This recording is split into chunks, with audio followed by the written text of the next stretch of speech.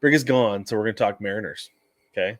I don't know if he'd let me put this story on here if he was here, but I'm just going to go through this real quick because it's really interesting to me as a Mariners fan, despite wearing a Reds hat tonight. So the Mariners fired their bench coach / offensive coordinator, Brant Brown. Now, a lot of people are like, offensive coordinator, what are they going to fire the defensive line coach next? It's like, okay, so this is an interesting thing the Mariners did this year, was that they wanted to bring in somebody who could strategize more with the offensive philosophy going into games, right? And this is the way I pictured it. It was going to be more situational bunting, hit and run, things like that, right? Maybe a little bit more directional hitting, and maybe that was part of the plan, was a little more directional hitting, like let's hit against the shift a little bit more, if guys are, and such that the shift is now, the guys still play right behind second base pretty much, so there's still the shift, right, despite the rules. But trying with some more directional hitting and things like that, and I thought we were going to see more bunting and maybe a little bit more hit and run, even though I know Scott Service hates the hit and run because you're kind of wasting a swing potentially. But it didn't work out that way. It was just a whole lot more swing and miss. It was so weird, such a weird thing. And then they, going into the weekend series against the Angels, they fire him on Friday during the day, and then immediately, like, things turned around. And I know it's the Angels, but still, like, it doesn't matter. It hasn't mattered with this Mariners team. They lost 2 out of 3 to the Nats a week ago because they couldn't hit the ball, right?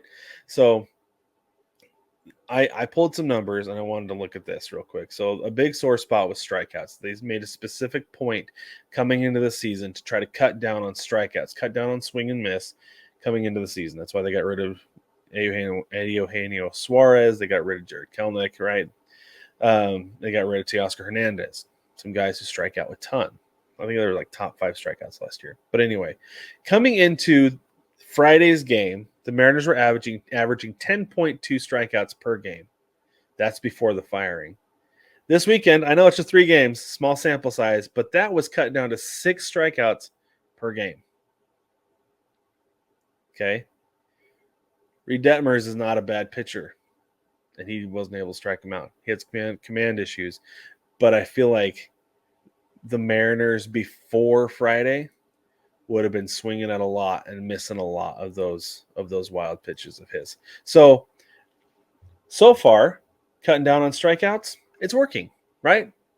Let's look at run production, because that's a big thing too. Jeff Passan says all the time, man, if this team could just figure out how to score some runs, they would be really dangerous. And they would, because the starting pitching is lights out. The pitching is so good that if the Mariners coming into Friday were averaging 3.64 runs per game. If they're averaging 4 or even 5 runs a game, they'd be running away with the West. But they're averaging less than 4 runs per game. In 3 games, again, small sample size against the Angels, I understand. 6.33 runs per game during that 3-game sweep.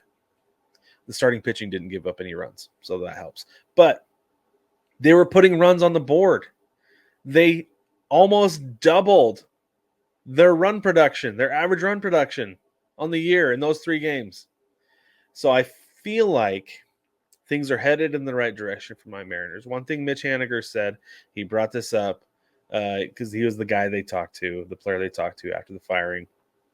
One of the things he said was, it's tough because it was kind of like, almost like he has him overthinking. He has a lot of things in guys' heads that they don't think about normally when they're up at the plate. If you've ever seen Bull Durham, Crash Davis steps out of the box. He's like, get her out of your head. Get her out of your head. He steps out of the box to clear his head. And it's a real thing that if you're thinking too much, like mechanically, too much about like directional hitting, if that's not what you typically do, if you're a pull hitter, you're like, I pull everything, right? And I understand you shouldn't pull. No hitter should pull everything, but there are some guys who do. Just like, I can't hit it the opposite direction. Then you're up there like, gotta get my hands through, gotta keep my hands up, barrel back, and I want to punch that ball to right field as a right-handed batter, right? Like, that's a lot going on in your brain, and you need to be relaxed when you're up to the plate. Hitting is hard enough as it is, and then overthinking it is going to make it even harder. So I think the Mariners are headed in the right direction. I think they're trying to outsmart everybody else and outsmart themselves by bringing in an offensive coordinator. Jerry DiPoto said this, the Mariners president of baseball operations, said this is something they talked about since he got there. They've been wanting to do an offensive coordinator. I think the experiment failed. I think we saw that the experiment failed. It took 2 months. Now it's gone, and I don't think it's something they're going to revisit again because it didn't go well.